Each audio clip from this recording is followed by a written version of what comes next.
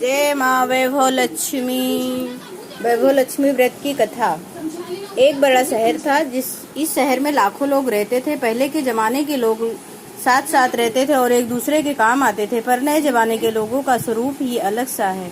सब अपने अपने काम में रत रहते हैं, किसी को किसी की परवाह नहीं। घर के सदस्यों को भी एक दूसरे की परवाह नहीं। भजन कीर्तन, भक्ति भाव, दया माया परोपकार जैसे संस्कार कम हो गए। शहर में बुराइयां बढ़ गई हैं। शराब, जुआ, रेस, व्यभिचार, चोरी, डकैती वगैरह बहुत से गुनाह शहर में होते थे। कहावत है कि हजारों निराशा में एक अमर आशा छिपी हुई है। इसी तरह इतनी सारी बुराइयों के बावजूद शहर में कुछ अच्छे लोग भी रहते थे। एक ऐसे अच्छे लोगों में शीला और उसके पति की गृहस्थी मानी जाती है। शीला धार्मिक प्रकृति की और संतोषी थी। उनका पति भी विवेकी और सुशील था। शीला और उनका पति ईमानदारी से जीते थे। वे किसी की बुराई करते ना थे और प्रभु भजन में अच्छी तरह समय व्यतीत कर रहे थे। उनकी गृहस्थी आदर गृहस्थी थी और शहर के लोग उनकी गृहस्थी की सराहना करते थे। शीला की गृहस्थी इसी तरह खुशी खुशी चल रही थी कि अचानक से, पर कहा जाता है कि कर्म की गति अकल है। विधाता के लिखे लेख कोई नहीं समझ सकता। इंसान का नसीब पल भर में राजा को रंक को राजा बना देता है। शीला के पति को अगले जन्म के कर्म भुगतने के बाकी रह गए थे कि वह बुरे लोगों से दोस्ती कर बैठा। वह जल्द से जल्द करोड़पति होने के ख्वाब देखने लगा, इसलिए वह गलत रास्ते पर चढ़ गया और करोड़पति की बजाय रोडपति बन गया, यानी रास्ते पर भटकते भिखारी जैसे उसकी हालत हो गई थी। शहर में शराब, जुआ, रस, चरस, गांजा वगैरह वैदियां फैली हुई थी। उसमें शीला के पति भी फंस गया। दोस्ती के साथ उसे भी शराब की आदत हो गई। जल्द से पैसे वाला बनने की लालच में दोस्तों के साथ रेस जुआ भी खेलने लगा। इसी तरह बचाई हुई धनराशि, पत्नी के गहने, सब कुछ रेस जुए में गंवा दिया था। इसी तरह एक वक्त ऐसा भी था कि वह सुशील पत्नी शीला के साथ मजे में रहता था और प्रभु भजन में सुख शांति से वक्त व्यतीत करता था। उसके बजाय घर में दरिद्रता और भूखमरी फैल गई। सुख से खाने की बजाय 2 वक्त भोजन के लाले पड़ गए और शीला को पति की गालियां खाने का वक्त आया था। शीला सुशील और संस्कारी थी। उसको पति के बर्ताव से बहुत दुख हुआ, किंतु वह भगवान पर भरोसा करके बड़ा दिल रखकर दुख सहने लगी। कहा जाता है कि सुख के पीछे दुख और दुख के पीछे सुख आता ही है, इसलिए दुख के बाद सुख आएगा ही। ऐसी श्रद्धा के साथ शीला प्रभु भक्ति में लीन रहने लगी। इसी तरह शीला असह्य दुख सहते सहते प्रभु भक्ति में वक्त बिताने लगी। अचानक एक दिन दोपहर को उनके द्वार पर किसी ने दस्तक दी। शीला सोच में पड़ गई कि मुझ जैसे गरीब के घर पे इस वक्त कौन आया होगा। फिर भी द्वार पर आए हुए अतिथि का आदर करना चाहिए। ऐसे आर्य धर्म के संस्कार वाली शीला ने बड़े खड़े होकर द्वार खोला। देखा तो सामने एक माँ जी खड़ी थी। वह बड़ी उम्र की लगती थी, किंतु उनके चेहरे पर अलौकिक तेज निखर रहा था। उनकी आंखों में से मानो अमृत बह रहा था। उनका भव्य चेहरा करुणा और प्यार से झलकता था। उनको देखते ही शीला के मन में अपार शांति छा गई। वैसे शीला इस माँ जी को पहचानती न थी, फिर भी उनको देखकर शीला के रोम रोम में आनंद छा गया। शीला माँ जी को आदर के साथ घर में ले आई। घर में बिठाने के लिए कुछ भी नहीं था, अतः शीला ने सुकचाकर एक फटी हुई चादर पर उनको बिठाया। माँ जी ने कहा, क्यों पहचाना नहीं? शीला ने सुकचाकर कहा, मैं आपको देखते ही बहुत खुशी हो रही है। शीला ने सच्चाकर कहा, माँ, आपको देखते ही बहुत खुशी हो रही है, बहुत शांति हो रही है। ऐसा लगता है कि मैं बहुत दिनों से जिसे ढूंढ रही थी वह आप ही हैं, पर मैं आपको पहचान नहीं सकती। माँ जी ने हंसकर कहा, क्यों भूल गई? हर शुक्रवार को लक्ष्मी जी के मंदिर में भजन कीर्तन होते हैं, तब मैं भी वहाँ आती हूँ। वहाँ हर शुक्रवार को हम मिलते हैं। पति गलत रास्ते पर चढ़ गया, तब से शीला बहुत दुखी हो गई थी और दुख की मारी वह लक्ष्मी जी के मंदिर में भी नहीं जाती थी। बाहर के लोगों के साथ नजर मिलाते ही भी उसे शर्म लगती थी। उसने याददाश्त पर जोर दिया, पर माँ जी याद नहीं आ रहे थे। सामने पाटा रखकर उसके ऊपर रुमाल रखो, पर माँ जी याद नहीं आ रहे थे। तभी माँ जी ने कहा, तू लक्ष्मी जी के मंदिर में कितने मधुर भजन गाती थी, अभी अभी तू दिखाई नहीं देती थी, इसलिए मुझे हुआ कि तू क्यों नहीं आती है, कहीं बीमार तो नहीं हो गई है? ऐसा सोचकर मैं तुझे मिलने चली आई हूँ। माँ जी के अति प्रेम शब्दों से शीला का हृदय पिघल गया। उसकी आंखों में आंसू आ गए। माँ जी के सामने वह बिलख बिलख कर रोने लगी। यह देखकर वह माँ जी शीला के नज़दीक सरके और उसकी शक्ति पीठ पर प्यार भरा हाथ फेरकर सांत्वना देने लगी। माँ जी ने कहा, बेटी, सुख और दुख तो धूप और छांव जैसे होते हैं। सुख के पीछे दुख आता है तो दुख के पीछे सुख भी आता है। धैर्य रखो बेटी, और तुझे क्या परेशानी है? तेरे दुख की बात मुझे सुना, तेरा मन भी हल्का हो जाएगा और तेरे दुख की कोई उपाय भी मिल जाएगी। माँ जी की बात सुनकर शीला के मन को शांति मिली। उसने माँ जी को कहा, माँ, मेरी गृहस्थी से में भरपूर सुख और खुशियाँ थीं। मेरे पति भी सुशील थे। भगवान की कृपा से पैसे की बात में हमें भी संतोष था। हम शांति से गृहस्थी चला से ईश्वर भक्ति में अपना वक्त व्यतीत करते थे। या कह हमारा भाग्य हमसे रूठ गया। मेरे पति को बुरी दोस्ती हो गई। बुरी दोस्ती की वजह से वह शराब, जुआ, रेस, चरस, गांजा वगैरह खराब आदतों के शिकार हो गया और उन्होंने सब कुछ गंवा दिया और हम रास्ते के भिखारी जैसे बन गए। यह सुन माँ जी ने कहा, सुख के पीछे दुख और दुख के पीछे सुख आता ही है रहता है। ऐसा भी कहा जाता है कि कर्म की गति न्यारी होती है। हर इंसान को अपने कर्म भुगतने पड़ते हैं, इसलिए तू चिंता मत कर। अब तू कर्म भुगत चुकी है, अब तुम्हारे सुख के दिन अवश्य आएंगे। तू तो माँ लक्ष्मी जी के भक्त है। माँ लक्ष्मी जी तो प्रेम और करुणा के सागर अवतार हैं। वह अपने भक्तों पर हमेशा ममता रखती हैं, इसलिए तू धैर्य रख और माँ लक्ष्मी जी का व्रत कर, इससे सब कुछ ठीक हो जाएगा। माँ लक्ष्मी जी का व्रत करने की बात सुनकर शीला के चेहरे पर चमक आ गई। उसने पूछा, माँ लक्ष्मी जी का व्रत कैसे किया जाता है? वह मुझे समझाइए, मैं यह व्रत अवश्य करूंगी। माँ जी ने कहा, बेटी, माँ लक्ष्मी जी का व्रत बहुत सरल है। उसे वरद लक्ष्मी व्रत या वैभव लक्ष्मी व्रत कहा जाता है। यह व्रत करने वाले की सब मनोकामना पूर्ण होती है। वह सुख, संपत्ति और यश प्राप्त करता है। ऐसा कहकर माँ जी वैभव लक्ष्मी व्रत की विधि कहने लगे।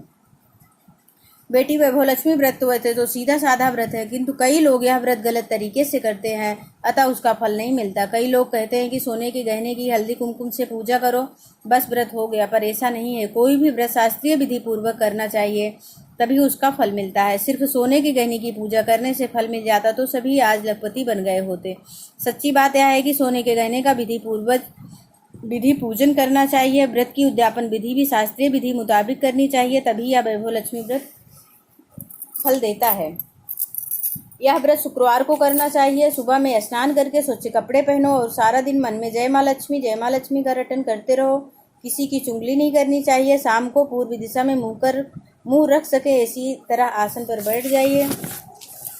सामने पाटा रखकर उसके ऊपर रुमाल रखो। रुमाल पर चावल का छोटा सा ढेर करो। उस ढेर पर पानी से भरा तांबे का कलश रखकर कलश पर एक कटोरी रखो। उस कटोरी में एक सोने का गहना रखो।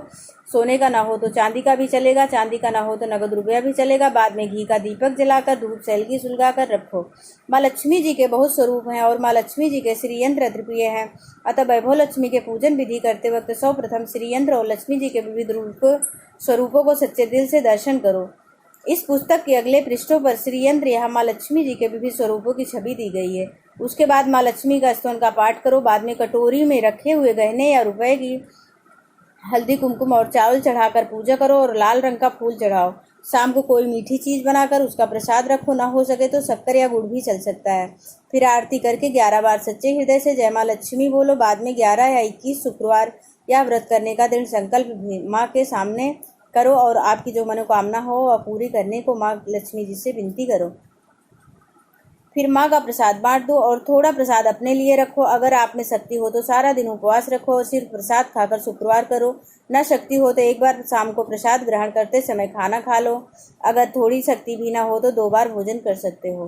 बाद में कटोरी में रखा गहना या रुपया ले लो। जो कलश का पानी तुलसी क्यारे में डाल दो और चावल पक्षियों को डाल दो। इसी तरह शास्त्रीय विधि अनुसार व्रत करने से उसका फल अवश्य मिलता है। इस व्रत के प्रभाव से सब प्रकार की विपत्ति दूर होकर आदमी मालामाल हो जाता है। संतान न हो तो उसे संतान प्राप्ति होती। सौभाग्य स्त्री का सौभाग्य अखंड रहता। कुंवारी लड़की को मनभावन पति मिलता है। शीला यह सुनकर आनंदित हो गई। फिर पूछा, माँ, आपने वैभव लक्ष्मी व्रत की जो शास्त्रीय विधि बताई वैसे मैं अवश्य करूंगी, किंतु इसकी उद्यापन विधि किस तरह करनी चाहिए यह भी कृपा करके सुनाइए। माँ जी ने कहा, 11-21 जो मन्नत मानी हो उतने शुक्रवार या वैभव लक्ष्मी व्रत पूरी श्रद्धा से और भावना से करना चाहिए। व्रत के आखिरी शुक्रवार को जो शास्त्रीय विधि अनुसार उद्यापन विधि करनी चाहिए वह मैं तुझे बताती हूँ। आखिरी शुक्रवार को खीर या नैवेद्य रखो। पूजन विधि हर शुक्रवार को करते वैसे ही करनी चाहिए। पूजन विधि के बाद श्रीफल तोड़ो और कम से कम 7 कुंवारी या सौभाग्यशाली स्त्रियों को कुमकुम का तिलक करके साहित्य संगम की वैभव लक्ष्मी व्रत की एक पुस्तक उपहार में देनी चाहिए और सबको खीर का प्रसाद देना चाहिए। फिर धनलक्ष्मी स्वरूप, वैभव लक्ष्मी स्वरूप माँ लक्ष्मी जी की छवि को प्रणाम करें। माँ लक्ष्मी जी का स्वरूप वैभव देने वाला है। प्रणाम करके मन ही मन भावुकता से माँ की प्रार्थना करते वक्त कहें कि हे माँ धनलक्ष्मी, हे माँ वैभव लक्ष्मी, मैंने सच्चे हृदय से आपका वैभव लक्ष्मी व्रत पूर्ण किया है, तो हे माँ हमारी जो मनोकामना है वह बोलकर मनोकामना पूर्ण करो। हमारा सबका कल्याण करो, जिसे संतान न हो उसे संतान देना, सौभाग्यशाली स्त्री का सौभाग्य अखंड रखना, कुंवारी लड़की को मनभावन पति देना। आपका है चमत्कारी वैभव लक्ष्मी व्रत, जो करे उनकी सब विपत्ति दूर करना, सबको सुखी रखना। हे माँ आपकी महिमा अपरंपार है।